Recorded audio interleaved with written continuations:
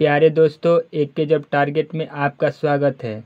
जैसा कि आज के वीडियो में हम पंचायती राज व्यवस्था के बारे में जो बताने जा रहे हैं, जो बार बार परीक्षाओं में रिपीट करता है, जैसे एसएससी रेलवे के एग्ज़ाम में हमेशा रिपीट करता है। देखिए कैसे पूछेगा क्वेश्चन। देखिए कैसे कैसे क्वेश्चन पूछता है। भारत में पंचायती राज शब्द का अभिप्राय क्या है? तो ग्रामीण स्थानीय स्वशासन पद्धति से है। देखिए 1882 ईस्वी में लॉर्ड रिपन ने सर्वप्रथम स्थानीय स्वशासन व्यवस्था का सुझाव दिया था। तो भारत में सबसे पहले स्थानीय स्वशासन का सुझाव किसने दिया था? तो लॉर्ड रिपन ने। कब? 1882 ईस्वी में। देखिए अगला क्वेश्चन। लॉर्ड रिपन को स्थानीय स्वशासन का पिता कहा जाता है। भारत में स्थानीय स्वशासन का पिता किसे कहते हैं?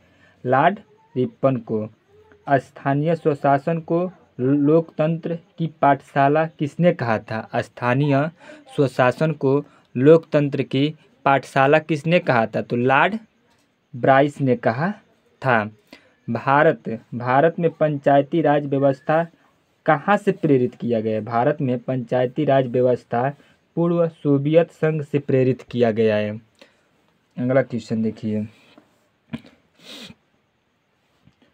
पंचायती राज लोकतांत्रिक विकेंद्रीकरण पर आधारित है। पंचायती राज किस पर आधारित है? तो लोकतांत्रिक विकेंद्रीकरण पर आधारित है, जिसका मुख्य उद्देश्य है जनता को प्रशासन में भागीदारी योग्य बनाना है। अगला क्वेश्चन। लोकतांत्रिक विकेंद्रीकरण का सुझाव किसने सबसे पहले दिया था? तो बलवंत राय मेहता समिति द्वारा दिया गया था।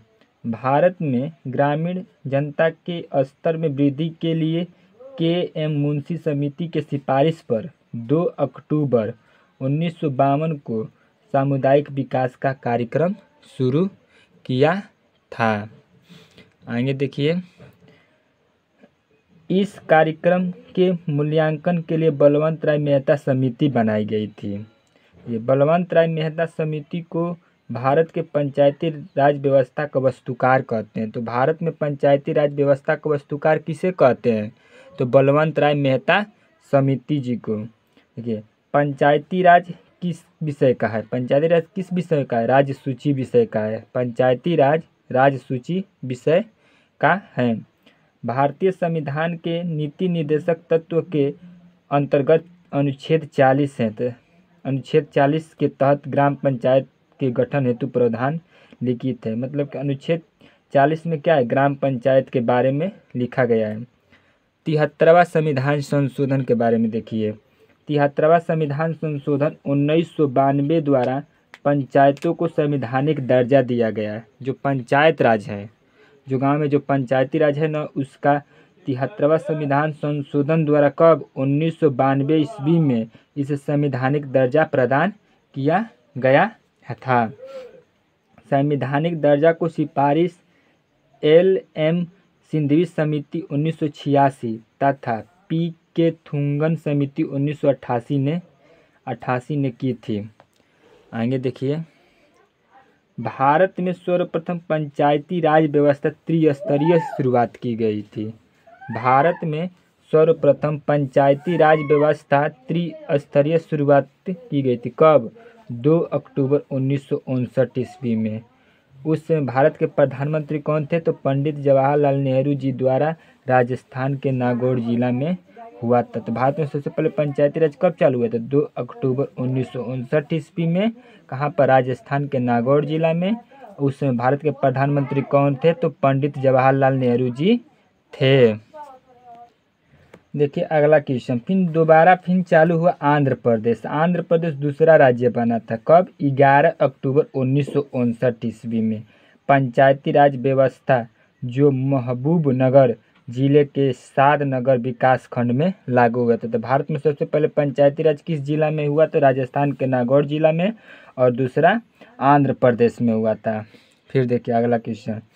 73वां संविधान संशोधन 1992 द्वारा संविधान के भाग 9 में कौतना भाग 9 के अंतर्गत अनुच्छेद 243 क से अ तक तथा 11वीं अनुसूची के तहत पंचायती राज व्यवस्था की गई थी। 11वीं अनुसूची में कुल कितने विषय हैं? तो 29 विषय हैं। डायरेक्ट क्वेश्चन पूछता है कि 11वीं अनुसूची में कुल कितने विषय हैं? 29 विषय हैं। जो कार्य क्षेत्र उल्लेख है जिस पर पंचायतों को विधि बनाने की शक्ति प्रदान की गई है। अगला क्वेश्चन देखिए, 73वां संविधान संशोधन। जब 73वां संविधान संशोधन अधिनियम पंचायती राज अधिनियम जब लागू हुआ तो उस समय 73 जब संविधान संशोधन 1992 में 24 अप्रैल 1993 को पूरे देश में लागू हुआ था। जब 73वां संविधान संशोधन हुआ तो उस समय कब? 24 अप्रैल 1993 को पूरे देश में लागू किया गया था पंचायती राज। इसलिए 24 अप्रैल को पंचायत दिवस मनाया जाता था। भारत में पंचायत दिवस कब मनाया जाता था? 24 अप्रैल को मनाया जाता है। 24 अप्रैल को मनाया जाता है। आगे देखिए क्वेश्चन, 73वां संविधान संशोधन के बाद पंचायत चुनाव कराने वाला पहला राज्य कौन बना था? तो मध्य प्रदेश बना था। जब देखिए जब संविधान में जब इसको लागू कर दिया गया 73 संविधान संशोधन द्वारा, तब उस समय भारत में सबसे पहला पंचायत कराने वाला राज्य कौन बना था? तो मध्य प्रदेश बना था। और वर्तमान में देखिए, वर्तमान में भारत में पंचायती राज व्यवस्था की संरचना कैसी थी? त्रिस्तरीय थी। और त्रिस्तरीय पंचायती राज की सिफारिश बलवंत राय मेहता समिति ने 1957 में की गई थी। बलवंत राय मेहता समिति कब बनाई? 1957 में। पंचायती राज व्यवस्था के 3 स्तरीय प्रणाली के अंतर्गत आते हैं। ग्राम स्तर पर ग्राम पंचायत और प्रखंड स्तर पर पंचायत समिति तथा जिला स्तर पर जिला परिषद आती है। देखिए, सभी पंचायतों का कार्यकाल कितना वर्ष का होता है? 5 साल का होता है। पंचायतों का कार्यकाल कितना वर्ष का होता है? 5 साल का होता है, जो निर्धारित किया गया है। अच्छा, जिसका चुनाव कौन कराता है? जो पंचायत राज है, पंचायती राज, उसका चुनाव कौन कराता है? राज्य सरकार कराती है। राज्य सरकार कराती है। आगे देखिए, पंचायत राज संस्थाओं के लिए प्रत्यक्ष एवं अप्रत्यक्ष एवं गुप्त मतदान होता है। जब पंचायत का वोट पड़ता है ना, तो उस समय प्रत्यक्ष होता है और गुप्त पड़ता है। ये ऊपर वाला क्वेश्चन छूट गया। देखिए, पंचायत भंग होने पर पुनः निर्वाचन के लिए 6 माह के अंदर ही अवधि के लिए करा ले जाते हैं। देखिए, कभी जब पंचायत होता है तो उसमें प्रधानी जो होता है उसमें भंग हो जाता है, तो इसको 6 माह के अंदर उसका फिर वोट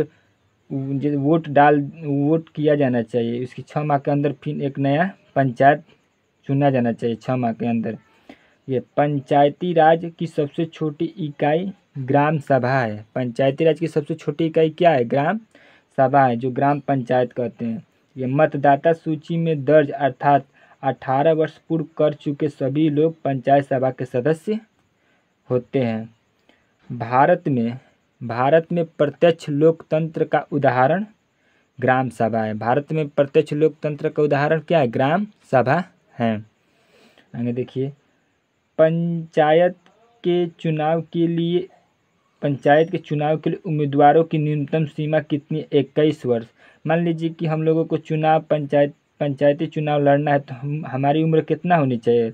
21 वर्ष से ऊपर होगी, तभी हम पंचायत का चुनाव लड़ सकते हैं। और पंचायत में वोट डालने के लिए कितना उम्र होना चाहिए? तो 18 वर्ष होना चाहिए। ग्राम पंचायत का प्रमुख मुखिया तथा सरकारी पदाधिकारी पंचायत सेवक होता है। ग्राम सभा का बैठक कौन बुलाता है? ग्राम सभा में जो बैठक होता है उसको कौन बुलाता है? तो सरपंच बुलाता है। इसको याद रखना, पूछता है कि ग्राम सभा का बैठक को कौन बुलाता है? तो सरपंच बुलाता है। आगे देखिए, सरपंच को उसके कार्यकाल के 2 वर्ष के बाद 2/3 बहुमत द्वारा हटाया जा सकता है। सरपंच को कैसे हटाया जा सकता है? मान लीजिए सरपंच को हटाना है तो 2 साल के बाद उसको 2/3 बहुमत द्वारा उसे हम हटा सकते हैं। सरपंच हेतु जमानत राशि 200 रुपये तय की गई है। सरपंच हेतु जमानत राशि कितनी तय की गई है? 200। वैध मत का 1/6 भाग प्राप्त करने में असफल व्यक्ति को जमानत राशि जब्त की जा सकती है। आगे देखिए, ग्राम पंचायत में आय का स्रोत क्या है। मान लीजिए ग्राम पंचायत जो है उसका आय का स्रोत क्या होता है। मेला एवं बाजार कर पर वो टैक्स लेता है। आगे देखिए, फिर पंचायत व्यवस्था के अंतर्गत अनुच्छेद 243 घ के तहत महिलाओं के लिए एक तिहाई मतलब कि 33% आरक्षण की व्यवस्था की गई। पंचायत के चुनाव लड़ने के लिए उसमें मतलब कि 33% क्या महिला चुनाव लड़ सकती है, क्योंकि 33% आरक्षण है। अगस्त 2009 में पंचायती राज महिलाओं के लिए 50% आरक्षण की कैबिनेट ने मंजूरी प्रदान कर दी थी। एक समय क्या हुआ था कि 2009 में 50% तक आरक्षण कर दी थी महिलाओं के लिए। पंचायत में सदस्यों की संख्या कितनी होनी चाहिए। 10 या अधिकतम 20। मान लीजिए कि एक गांव में मैक्सिमम से मैक्सिमम 10 से 20 तक होनी चाहिए। 10 से कम भी रहेगा तो चलेगा, लेकिन 20 से अधिक नहीं होनी चाहिए सदस्यों की संख्या। तो ग्राम पंचायत में सदस्यों की संख्या है 10 या 20 तक अधिकतम होनी चाहिए। आगे देखिए, ग्राम पंचायत का गठन 1000 से अधिक आबादी वाले गांव में किया जाता है। मान लीजिए कि एक गांव में 1000 जनसंख्या है तो वहाँ पर ग्राम पंचायत का सदस्य का एक गठन किया जाता है। कितना पर 1000 से अधिक आबादी वाले। आगे देखिए, ब्लॉक खंड स्तर पर पंचायत समिति का प्रशासनिक प्राधिकरण है। आगे देखिए, पंचायत समिति ग्राम पंचायत एवं जिला पंचायत के मध्य स्थापित करता है। पंचायत समिति क्या करता है, ग्राम पंचायत और जिला पंचायत का मध्य होता है पंचायत समिति के प्रमुख विभिन्न राज्यों में जैसे कि प्रमुख, चेयरमैन, प्रधान आदि कहलाता है। पंचायत समिति का सचिव प्रखंड विकास पदाधिकारी जो BDO होता है। ब्लॉक और जिला स्तर पर अध्यक्षों का चुनाव अप्रत्यक्ष रूप से होता है। ब्लॉक स्तर पर, जिला स्तर पर अध्यक्षों का चुनाव कैसा होता है, अप्रत्यक्ष होता है। अगला देखिए क्वेश्चन, ग्राम पंचायत में बैठक के लिए 1/3 सदस्यों को उपस्थित होना अनिवार्य है। ग्राम पंचायत में बैठक के लिए 1/3 सदस्यों को उपस्थित होना अनिवार्य है। आगे देखिए, पंचायत राज की सबसे बड़ी संस्था जिला परिषद है। पंचायत राज की सबसे बड़ी संस्था कौन है, जिला परिषद, जिसका चेयरमैन जिलाधिकारी होता है। जिला परिषद का मुख्य कारण है समन्वय एवं पर्यवेक्षण। जिला परिषद का मुख्य कार्य क्या है, समन्वय एवं परीक्षण है। स्थानीय सांसद और विधायक जो जिला परिषद के पदेन सदस्य होते हैं। भारत में कलेक्टर पद का सीजन कब हुआ था, 1772 में। मोस्ट इम्पोर्टेंट है, भारत में कलेक्टर पद का सीजन कब हुआ था, 1772 में वारेन हेस्टिंग द्वारा हुआ था। केंद्र सरकार में ग्रामीण विकास मंत्री पंचायती राज के विभिन्न अंगों की निगरानी करती है। अरुणाचल प्रदेश राज्य में पंचायती राज प्रणाली नहीं है।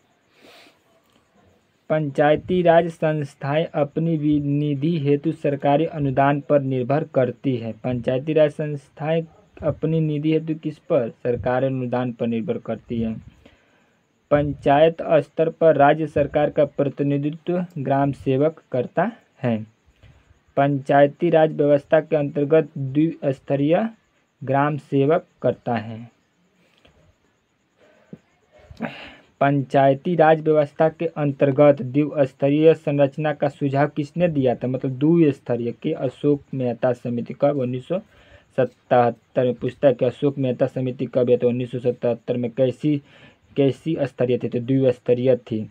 द्विस्तरीय प्रणाली के अंतर्गत ग्राम स्तर पर मंडल पंचायत और जिला स्तर पर जिला परिषद था। आगे देखिए, पंचायती राज व्यवस्था के अंतर्गत टैक्स लगाने की सिफारिश अशोक मेहता समिति ने दी थी। 73वें संविधान संशोधन कानून के अंतर्गत 20 लाख से अधिक आबादी जनसंख्या वाले प्रदेश को पंचायती राज की त्रिस्तरीय प्रणाली तथा 20 लाख से कम आबादी वाली प्रदेशी द्विस्तरीय प्रणाली बात करने की कही थी 73वां संविधान संशोधन में। आगे देखिए, पंचायती राज व्यवस्था के अंतर्गत 4 स्तरीय संरचना का सुझाव किसने? 4 स्तरीय, तो PVK राय समिति 1985 ने दिया था। आगे देखिए, 4 स्तरीय संरचना के अंतर्गत ग्राम स्तर पर ग्राम सभा और मंडल स्तर पर मंडल पंचायत और जिला स्तर पर जिला परिषद तथा राज्य स्तर पर राज्य परिषद। जो पश्चिम बंगाल में ऐसा है, जो पश्चिम बंगाल में 4 स्तरीय पंचायती चलता है। पश्चिम बंगाल एक ऐसा राज्य है जहाँ पर 4 स्तरीय पंचायती राज व्यवस्था चलता है। दोस्तों, ये क्वेश्चन बार बार पेपर में रिपीट होता है, जो रेलवे के एग्ज़ाम में और SSC में भी बार बार पूछता है। देखिए, ये बार बार क्वेश्चन पूछता है, जो रिपीट भी करता है। दोस्तों, आप लोगों को ये वीडियो अच्छा लगा होगा तो लाइक और सब्सक्राइब करना और ज़्यादा से ज़्यादा शेयर करना। जय हिंद, जय भारत।